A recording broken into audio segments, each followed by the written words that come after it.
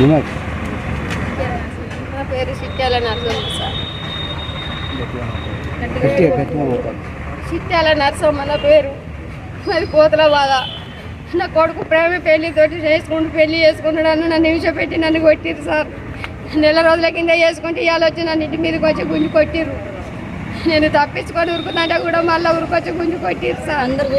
అందరూ లోకం అంతా చూస్తుంటే గుంజు రోడ్ల మీద వేసి గుంజు కొట్టిరు సార్. మా వాళ్ళు ఉన్నల్లో ఇద్దరం సార్. వాళ్ళిద్దరు అడ్డ వచ్చి వాళ్ళని కూడా కొట్టిర్రు.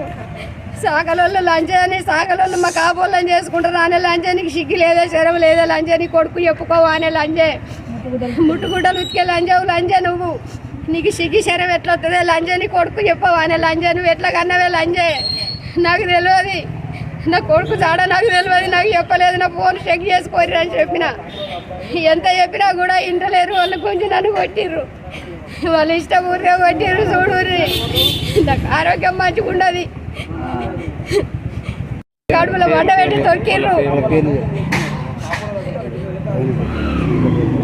ఏనుగు వెంకటరెడ్డి, ఏనుగు విజయ, ఏనుగు లత,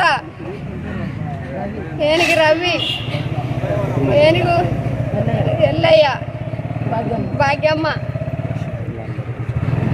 ఎవరైనా కొట్టుడు కొట్టిరు సార్. ఊళ్ళోళ్ళు కూడా ఎవరు అడ్డ వచ్చేటోళ్ళని వాళ్ళు బెదిరించారు సార్. ఎవరు రాలేదు.